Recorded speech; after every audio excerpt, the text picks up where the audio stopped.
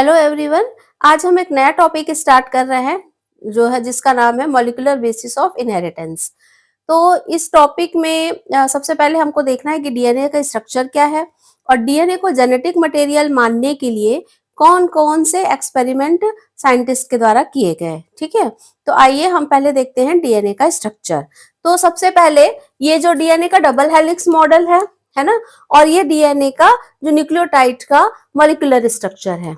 तो ये जो है सबसे पहले फ्रेडरिक मिशर ने इसे ढूंढा था पस सेल में और उन्होंने इसे कहा था न्यूक्लिन। ये हमको ध्यान रखना है। और फ्रेडरिक मिशर ने इन्हें न्यूक्लिन कहा, लेकिन वॉटसन, क्रिक एंड विल्किंस ये तीन साइंटिस्ट थे, इन्होंने इसका डबल हेलिक्स मॉडल दिया और इसके लिए इनको नोबेल प्राइज भी मिला। तो ये जो डबल हेलिक्स है डीएनए का, इसकी खोज किसने की थी? वॉटसन, क्रिक एंड विल्किंस, तीन साइंटिस्ट थे, इन्होंने की थी।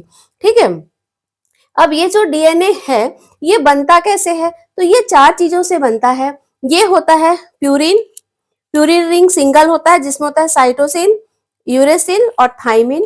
दूसरा होता है ये होता है पायरिमिडिन जिसमें साइटोसिन, यूरेसिल और थाइमिन। और प्यूरिन जो है वो होता है डबल रिंग का, इसमें होता है एडेनिन और गुआनिन। तो प्यूरिन और पायरिमिडिन हो गए। इसके अलावा इसको हम बोलते हैं नाइट्रोजिनस बेस।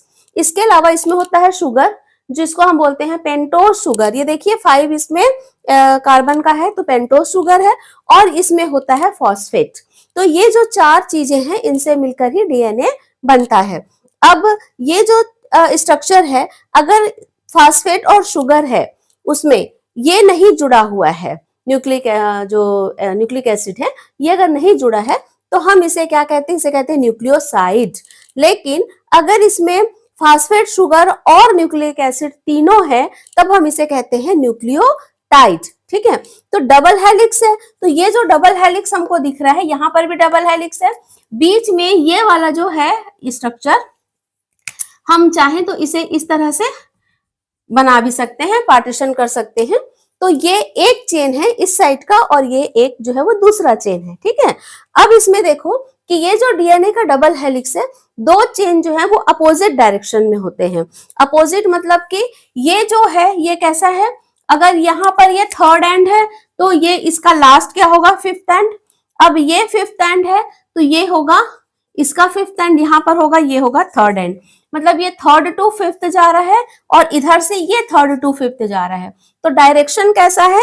अपोजिट डायरेक्शन है। ठीक है, अब ये जो एक कॉइल्ड बनता है इसका डीएनए का, तो इसके बीच में कितने न्यूक्लियोटाइड होते हैं? इसके बीच में होते हैं 10 न्यूक्लियोटाइड। देखिए मैंने बनाया है ए, टी, सी, जी, ये आपस में इस तरह से बाइंड होते हैं। तो न्यूक्लियोटाइड कितने हुए? 10। अब ये जो 10 न्यूक्लियोटाइड के बीच का जो गैप है, इसके बीच का डिस्टेंस वो होता है 3.4 आर्मस्ट्रॉन्ग। और एक कॉइल जो होती है कंप्लीट, इसका डिस्टेंस होता है 34 आर्मस्ट्रॉन्ग। अगर हम डीएनए का टोटल डायमीटर देखें तो वो होता है 20 आर्मस्ट्रॉन्ग। ठीक है, अब इसी को हम यहाँ पर देख रहे हैं। तो ये वाला जो स्ट्रक्चर है यही हम यहाँ पर देख रहे हैं। तो इसमें क्या होता है? ये है एडेनिन और थाइमिन। एडेनिन और थाइमिन के बीच डबल बॉन्ड होता है, जबकि साइटोसिन और गुआनिन के बीच ट्रिपल बॉन्ड होता है। ये क्वेश्चन में आ चुका है ऑब्जेक्टिव के, तो इसको हमको ध्यान में रखना है। और जो न्यूक्लिक एसिड है इस साइड के और इस साइड के, इनके बीच जो ये डबल और ट्रिपल बॉन्ड है, ये कौन से बॉन्ड होते हैं? ये होते हैं हाइड्रोजन बॉन्ड। ठीक है, फिर ये जो एडेनिन है ये इधर शुगर से जुड़ा है और दो शुगर के बीच में क्या होता है? एक फास्फेट होता है।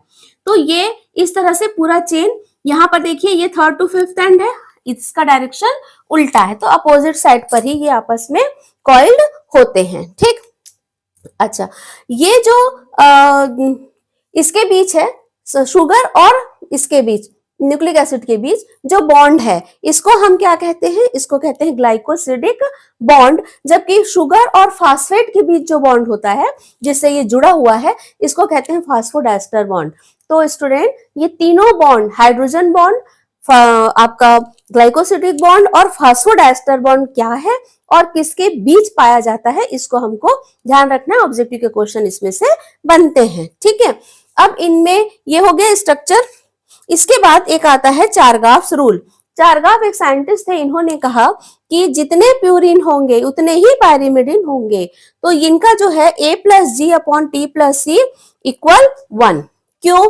क्योंकि साइटोसिन हमेशा गुआनिन से ही अटैच होगा ना, इससे ही बॉन्ड बनाता है। एडेनिन हमेशा थाइमिन से ही बनाता है। हाँ, अगर ये क्या है, आरएनए है, तब थाइमिन की जगह उसमें हो जाता है यूरेसिल। तो अगर हम एक चेन को देखें तो एक चेन में अगर ACGTA है तो उसके सामने उतना ही T, इसके अपोजिट GC और A होगा, कम ज्यादा हो ही नहीं सकता क्योंकि बॉन्ड उनके बीच ही बनेगा।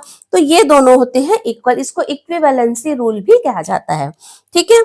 अच्छा, डीनेचुरेशन क्या होता है कि ये जो डीएनए है, इस डीएनए को अगर हम हाई टेम्परेचर देते हैं 80 to 90 डिग्री, तो ये इनके बीच का जो ये हाइड्रोजन बॉन्ड है ना, ये ब्रेक हो जाता है, और हाइड्रोजन बॉन्ड ब्रेक होने से दोनों जो इसके हेलिक्स है वो अलग अलग हो जाते हैं। ठीक है, ये वाला जो हेलिक्स है, ये दोनों ये इस तरह से अलग अलग हो जाएंगे। ठीक है, और जब इनको हेलिक्स अलग होते हैं लेकिन इनके मॉलिक्यूल तो उसी में है, साइटोप्लाज्म में अंदर है या न्यूक्लियस के अंदर है, न्यूक्लियोप्लाज्म में।